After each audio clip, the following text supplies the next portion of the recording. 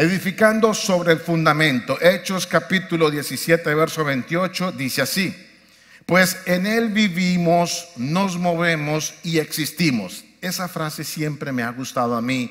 La hemos predicado aquí. Yo la tengo en mi corazón permanentemente. Cada vez que me muevo, cada vez que hago algo, me tengo que recordar a mí mismo que yo me muevo en Él, que yo existo en Él, que yo vivo en Él. Y dice la palabra: pues en Él vivimos, nos movemos y existimos, como dijeron algunos de sus propios poetas, nosotros somos su descendencia. Amén.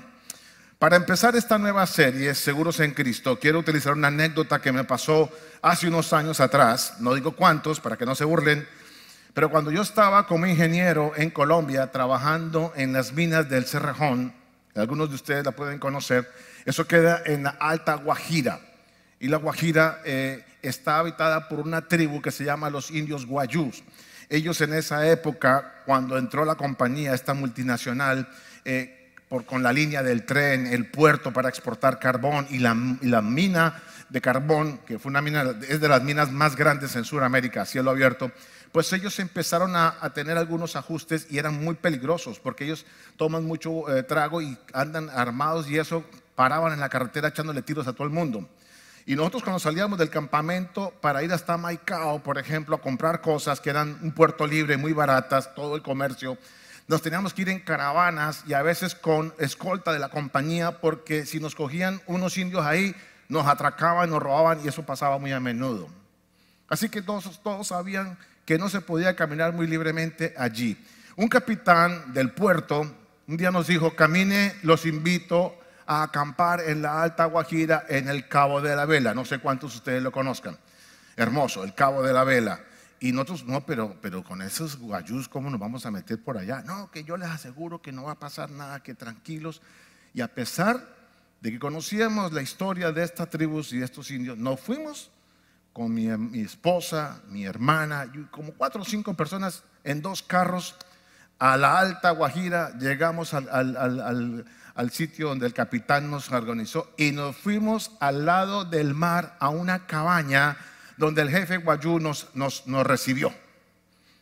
Y entonces nos íbamos a quedar allí esa noche, nosotros pensando, pues, no, una maravilla. Cuando entramos a la choza, tierra, esteras, y la único chinchorro era el jefe. Y entonces mi hermana y mi esposa, no, muy cachacas: ¿y dónde nos vamos a quedar esta noche, no? ¿Cómo que a dónde? Pues en la estera, aquí en el piso. No puede ser. Y entonces pusimos las esteras, nos acostamos a dormir, pero como a la medianoche, cucarachas, unos alacranes, mucho, eso era, prendimos la luz y es una cantidad de bichos estilo Indiana Jones, por decirle así. Y entonces mi esposa y mi hermana: no me quedo aquí ni loca. Y se fue a salir para montarse en el carro: mejor me quedo en el carro. Y el indio guayú le dijo: si usted sale de esta puerta, no respondo por usted. Ustedes están seguros en esta casa mientras que estén dentro de mi casa, porque la tribu me conoce a mí y no se meten con los que están dentro de mi casa. Usted está seguro aquí. ¿Te acuerdas, baby? Estera, cogieron las toallas, se envolvieron la ropa, eso, por favor, no pudieron dormir esa noche. Claro, al otro día, con esa información de este jefe, estamos como más seguros. Y entonces el jefe dijo: bueno, camine, vamos para el desierto, porque la Alta Guajira es un desierto que se pierde la gente. Caminamos a explorar el Cabo La Vela, y con este indio pudimos estar seguros caminando en la Alta Guajira, unos paisajes, o sea, fue el mejor paseo que hemos tenido, comiendo langosta ahí mismo cogido de la playa, unos paisajes súper hermosos, pero porque estábamos con Él y en Él nos movimos y en Él pudimos hacer todas las cosas, y estábamos seguros con el indio, a pesar de la información que había y del peligro que había. ¿Por qué les estoy contando esto, amados? Porque la vida espiritual es igual. Hasta que usted no sepa en quién está. No sé si usted se ha dado cuenta que usted vive, se mueve y existe nada más y nada menos que en Cristo. Usted no debería tener temores, usted no debería tener temores por lo que pasa, por lo que viene, porque usted está en Él, se mueve en Él, vive en Él, existe en Él. Así que si usted y yo no tenemos la seguridad de quién estamos y en quién nos movemos, muchas de las cosas en la vida le van a mover el piso, le van a causar temor, le van a causar preocupación, y el estrés que tal vez usted pueda estar viviendo en un país como este es causado porque usted no está seguro de en quién está. Usted no está seguro de quién está, y el título de esta enseñanza es Seguros en Cristo. Pero para estar seguros en Cristo tenemos que empezar a fundamentarnos en Él. Usted jamás viviría en un edificio con su familia en el 10º piso si usted supiera que ese edificio no tiene fundamento, que ese edificio no le han puesto un buen cimiento. ¿Usted lo haría? Nunca. Por eso creo que el primer paso para que usted esté seguro en Cristo es que usted sepa cuál es el fundamento.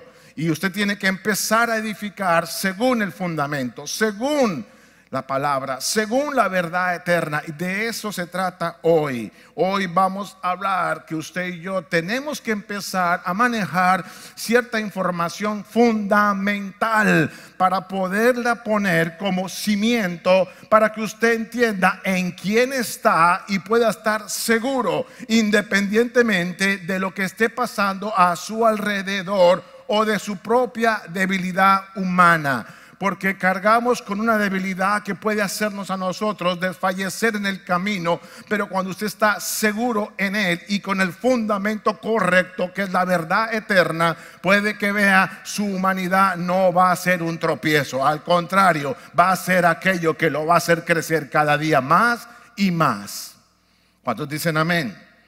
Así que nosotros tenemos que estar convencidos de en quién vivimos, en quién nos movemos, en quién existimos. Oiga, estas 3 palabras. Vivir tiene que ver con todo lo que es su vida. Mover tiene que ver con todas las acciones de su diario vivir. ¿Sabe cuántas cosas usted hace? ¿Sabe cuántas acciones hace usted en un día, en una semana, en un año? ¿Cuántas de esas cosas que usted se mueve las hace en sus fuerzas y según su criterio y según su entendimiento y no en Él?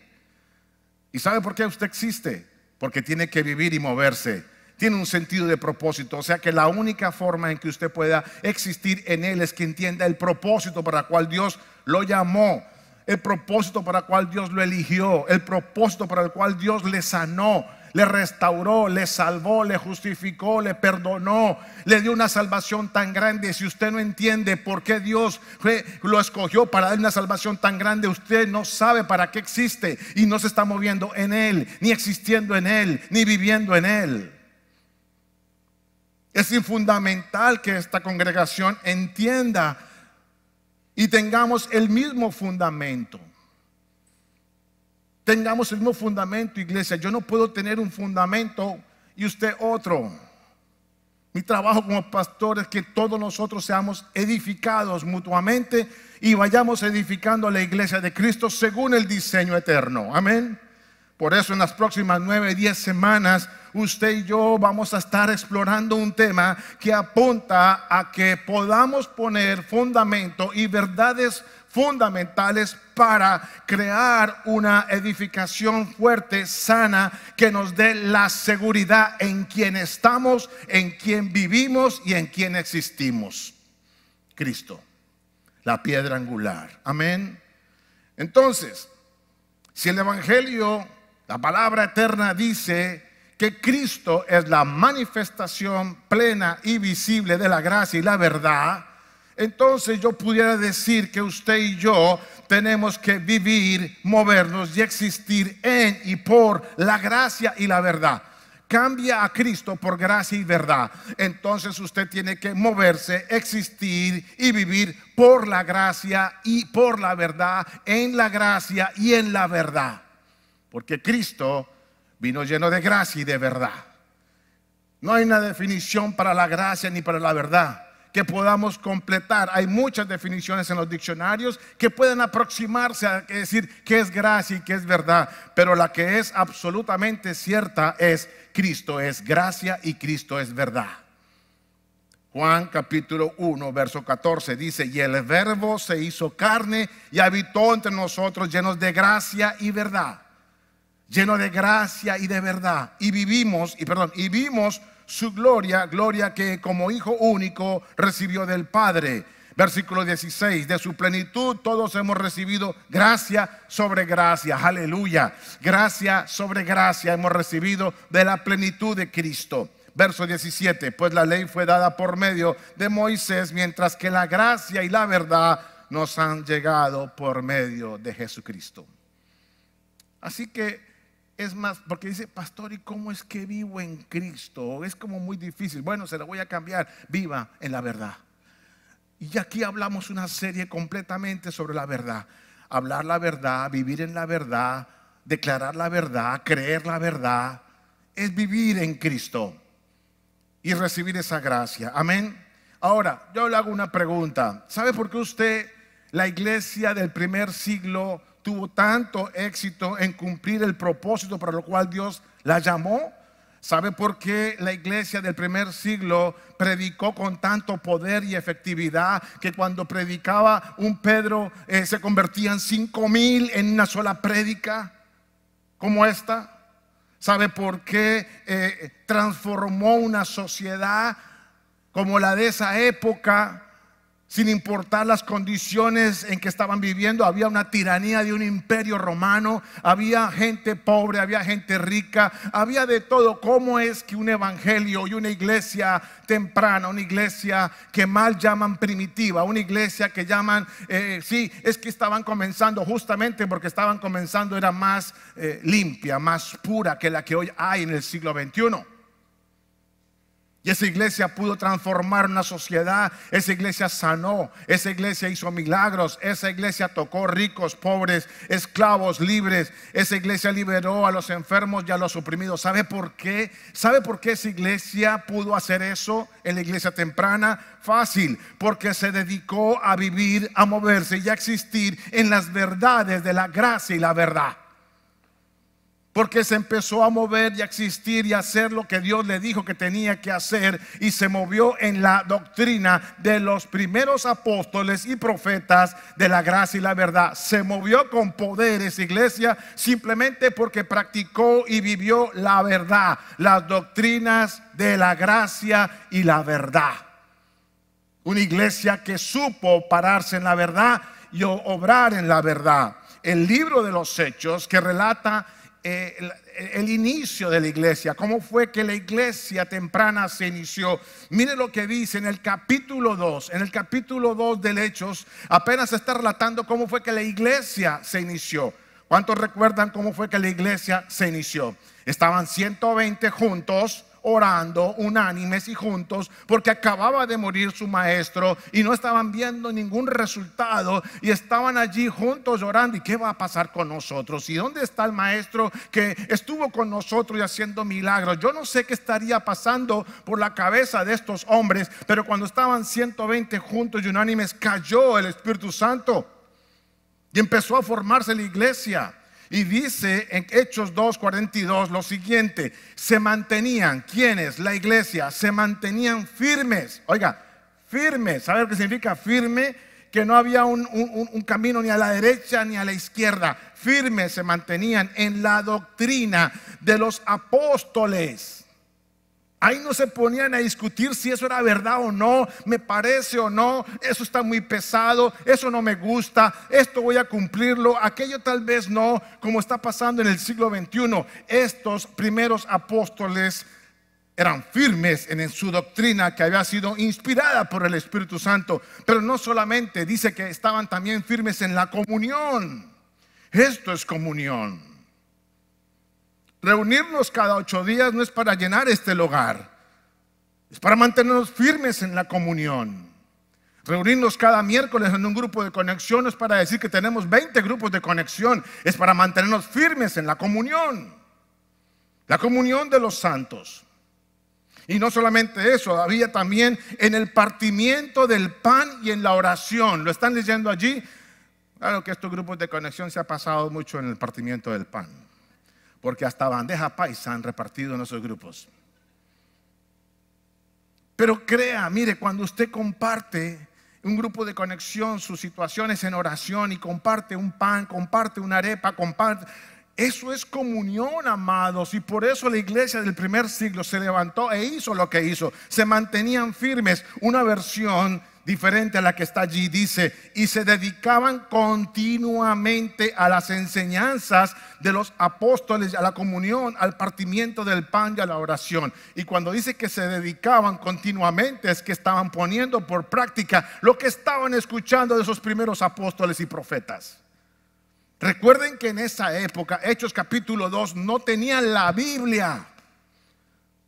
Ahí no había Biblia para decir, bueno, a ver qué es lo que dice este apóstol, si es verdad. No, los apóstoles estaban hablando una palabra inspirada por el Espíritu Santo, de las cuales iba a salir las cartas, y que hoy la vemos como la Biblia. Lo único que ellos tenían era la Torá, la ley, los primeros libros del Antiguo Testamento, pero no estaba nada todavía acerca de la gracia y la verdad de Jesucristo. Eso estaba por formarse, pero ellos se mantenían firmes en la gracia y la verdad, y se mantenían firmes en las doctrinas de los apóstoles,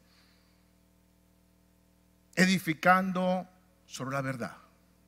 El apóstol Pablo lo dijo así en Efesios capítulo 2, dice: por lo tanto, ya unos años después, 50 años tal vez después de Jesucristo morir, el Pablo está escribiéndole a una iglesia, diciéndole cómo es el rollo de la edificación, y le dice: por lo tanto, ustedes ya no son extraños ni extranjeros, sino conciudadanos de los santos miembros de la familia de Dios, edificados sobre el fundamento de los apóstoles y los profetas.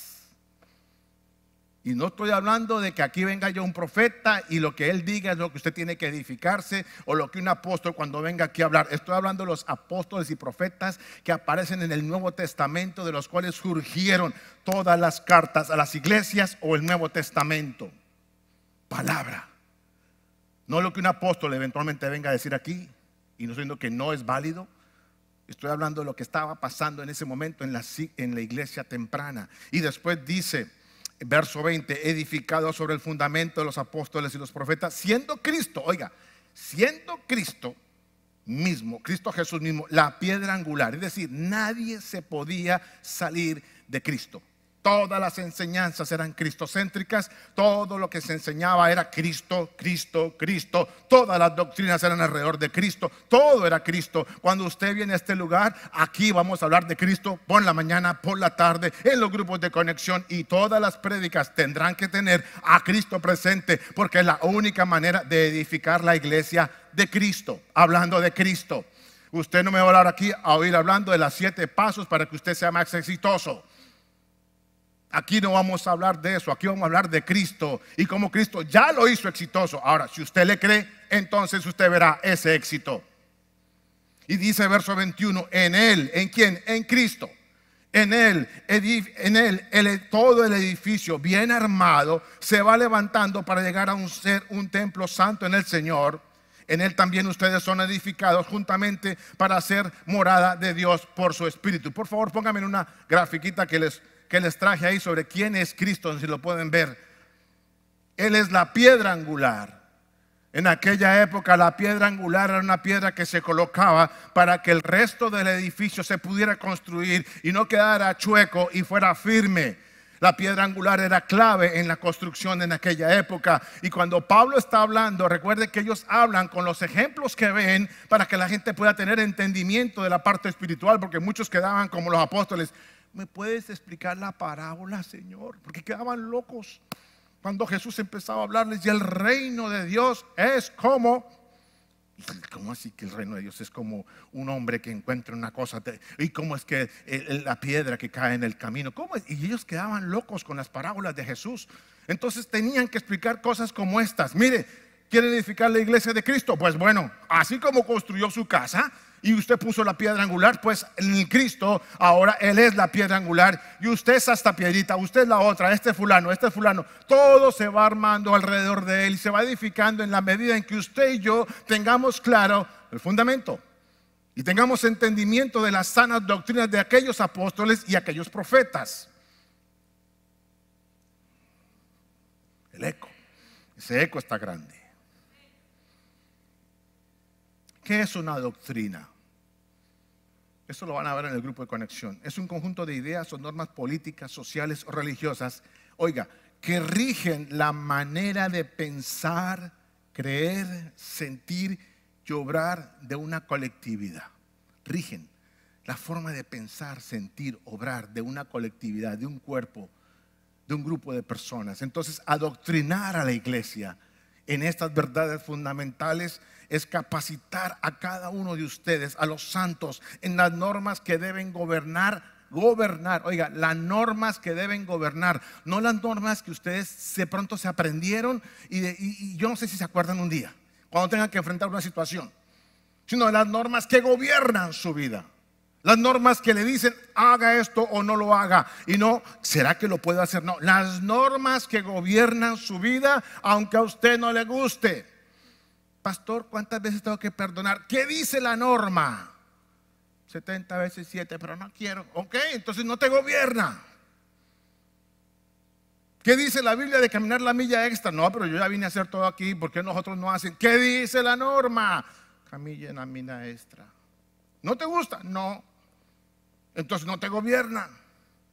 Por eso la iglesia temprana podía hacer este tipo de cosas, porque estaba adoctrinada en las doctrinas, valga la redundancia, de los profetas y apóstoles, porque gobernaban su manera de pensar, creer, hablar y transformaban su carácter. ¿Cuántos recuerdan la historia de aquellos primeros discípulos que querían igualar las situaciones? Había pobres y había ricos.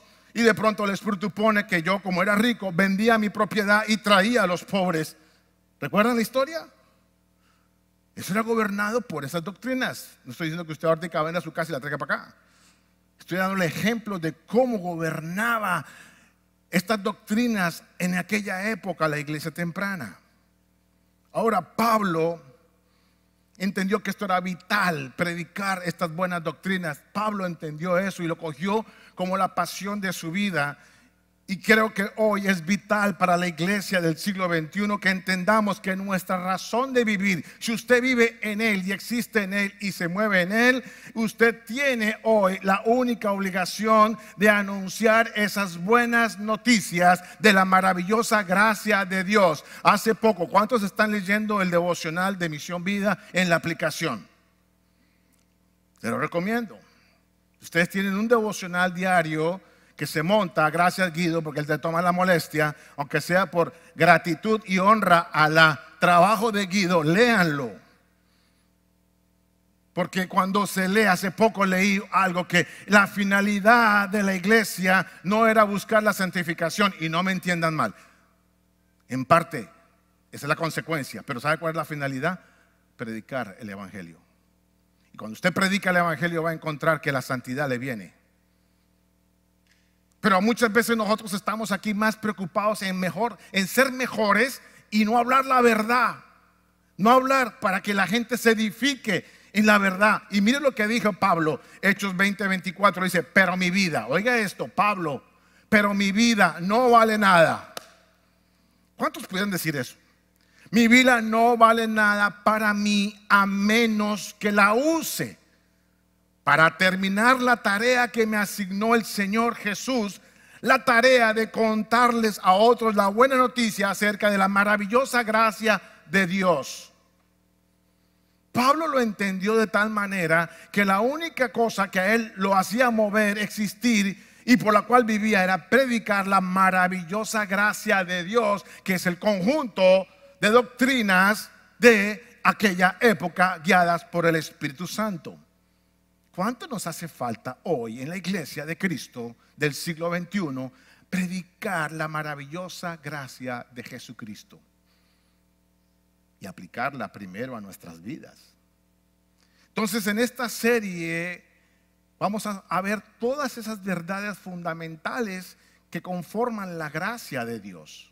Usted va a entender, y espero, y esa es mi oración, y espero que cada uno de ustedes ore para que cada vez que aquí se pare este pastor y en los grupos de conexión estén dándole a ustedes la información, tengan entendimiento de esas verdades fundamentales que son el cimiento para edificar su vida en Cristo Jesús y moverse en Él y existir en Él. Y es la maravillosa gracia de Dios. ¿Sabe qué significa la palabra fundamental? Todo el mundo dice, no, eso es fundamental y es importante. No, fundamental no es importante. Fundamental es más que importante. Fundamental es algo que sirve de base o fundamento y que origina, que origina, es la causa de todo concepto, criterio que da el correcto y final entendimiento. El correcto y el final, no hay más. Todo lo que sea fundamento es lo que origina el concepto correcto y final de todo entendimiento para la edificación de su vida, para que usted pueda gobernar su vida, para la edificación de la iglesia y para el gobierno de la iglesia. Por eso, al hablar nosotros de fundamento y de las verdades fundamentales de la gracia, estamos asegurándonos de que es el conocimiento correcto y completo que usted y yo necesitamos como iglesia para edificarnos mutuamente. No hay nada más después de eso. Verdades fundamentales. Es necesario que esta congregación, esta familia tenga el mismo fundamento. Yo no puedo creer que Cristo es esto y usted creer todavía en el horóscopo. Yo no puedo creer que la soberanía de Dios me permite todas las cosas y usted está pensando que ¿por qué Dios me permite esto? Yo no puedo creer que yo soy guardado y preservado porque Él me escogió y usted esté creyendo que mañana si se equivoca va a perder su salvación.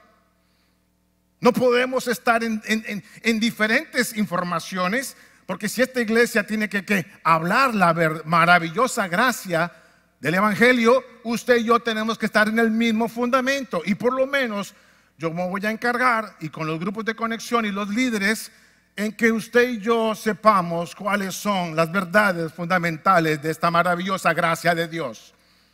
De ahí en adelante corre por su cuenta, si usted lo cree o no. Yo no puedo llegar hasta allá, pero sí mi trabajo es, delante de los ojos de Dios, yo cumplí, yo informé, yo prediqué, los grupos predicaron, en el video salieron, mejor dicho, no hay forma de que alguien diga, a mí nunca me dijeron nada de los que asisten a esta familia. Ay, hoy está este primer servicio lleno, pero como que todavía están dormidos. No, es el frío, sí. Sí, señora. Bueno, desafortunadamente entonces la iglesia de Cristo hay muchos miembros que no tienen el mismo entendimiento.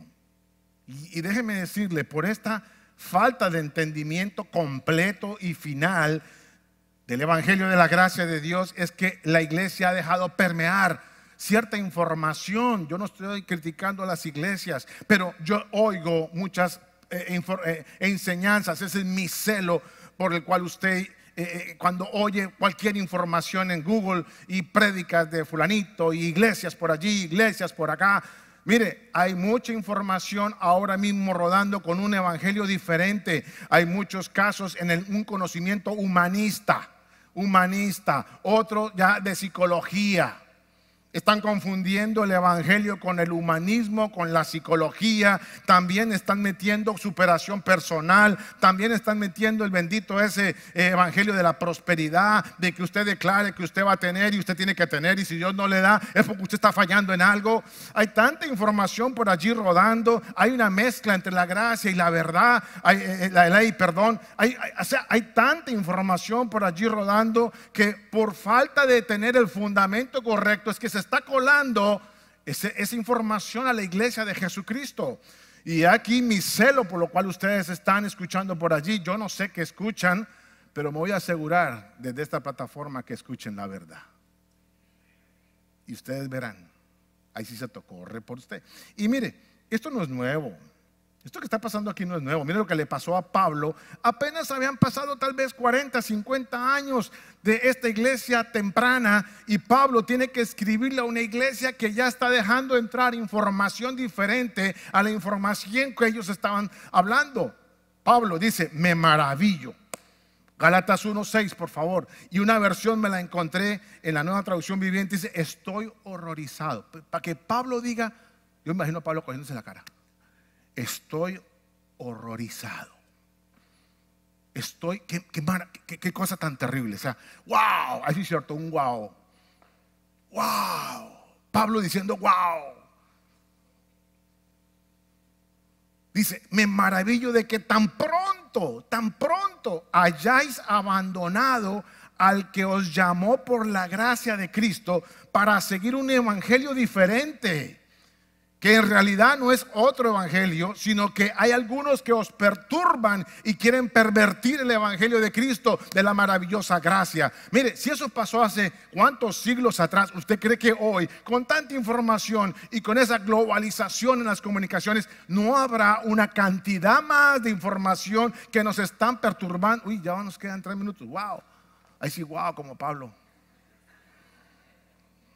Hoy no va a haber Santa Cena por lo que veo y nos va a tomar un poquito de tiempo. Tengo que correr. Si ustedes me aguantan 5 o 10 minutos más. Así que la iglesia de Cristo tiene que edificarse sobre las doctrinas de Cristo. Pablo también entonces dice lo que llama, Pedro es el que me llama la atención, como escribe lo siguiente, primera de Pedro 2:4 dice, ahora ustedes se acercan a Cristo, quien es la piedra viva principal del templo de Dios. Ya lo vimos, la piedra angular.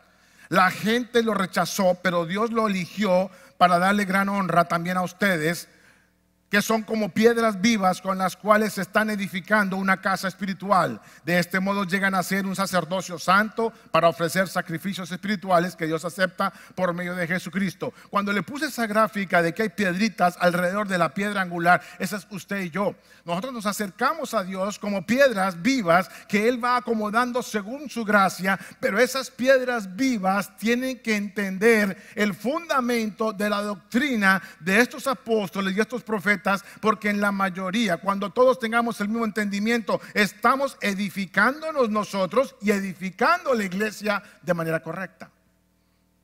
No puede haber una piedra desacomodada, no puede haber una piedra más chiquita, más grande. No puede. Y una piedra más chiquita o más grande es no tener claro el entendimiento. Amén. También Pablo dice, aquí sí dice Pablo en 1 Corintios capítulo 3 verso 10, dice, según la gracia, oiga, según la gracia que Dios me ha dado, yo, dice Pablo, como maestro constructor, eché los cimientos, las bases, el fundamento, y otro construye sobre ellos. En este caso, por ejemplo, yo estoy hoy aquí enviando una información para edificarlos a ustedes. Pero miren lo que dice la palabra después. Pero cada uno, ya no yo, cada uno tenga cuidado de cómo construye. Ya no es mi parte. Yo ya hice mi parte aquí. Yo solté cierta información, pero ahora cada uno tenga cuidado de cómo va a echar sobre ese fundamento.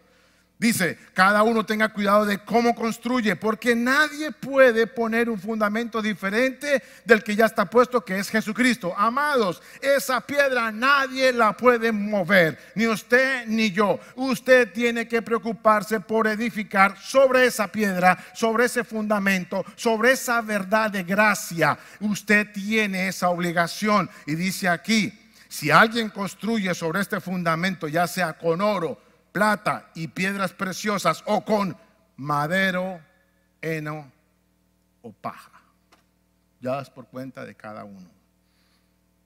Y al final dice la Biblia, verso 13, su obra se mostrará tal cual es, pues el día del juicio la dejará al descubierto. El fuego la dará a conocer y pondrá a prueba la calidad del trabajo de cada uno. Si lo que alguien ha construido permanece, recibirá su recompensa. Pero si su obra es consumida por las llamas, él sufrirá pérdida, será salvo, pero como quien pasa por el fuego. Ojo, Pablo no está diciendo que usted, si edifica sobre el fundamento paja, va a perder la salvación. No, no, dice que su obra será consumada por el fuego y pasará raspando. Pero otros tendrán oro y piedras preciosas que serán evidentes a los ojos de Dios, y vendrá la recompensa. ¿Sobre qué quiere edificar, amados? Por eso no haga recortes No haga ajustes a las verdades fundamentales. No es sabio que usted acomode la verdad porque no le gusta la verdad. Y usted prepárese porque en las próximas 10 semanas va a oír cosas que no le agradan. Chocan contra su tradición y contra su conocimiento y contra su sentido común y contra su razonamiento humano. Chocan justamente por ser humanos. Porque los pensamientos de Dios no son nuestros pensamientos, ni los caminos de Él son nuestros caminos. ¿Quién soy yo para decirle a Dios cómo debería actuar? Así que, amados, no es sabio hacer recortes o cambios de estas verdades fundamentales solo porque el sentido de esta verdad no está de acuerdo con los conceptos humanos o mi razonamiento humano o mi tradición que aprendí por muchos años, que está arraigada todavía en mí. Déjeme decirle, muchos de nosotros venimos de la iglesia tradicional y hay mucha cosa tradicional que todavía está arraigada en lo profundo de nuestro ser, y estas verdades vienen a chocar porque cuando usted va a echar fundamento, ¿sabe qué hace el ingeniero? Tiene que cavar, tiene que sacar para poder meter un fundamento. Él no pone fundamento en la superficie. Hay que cavar y quitar cosas, y de eso se trata esta serie. Vamos a quitar mucho fundamento que no es. Porque llegó el tiempo en que lo que se edifique en la eternidad o en lo eterno permanezca, y todo lo que ha sido edificado en la mentira sea removido.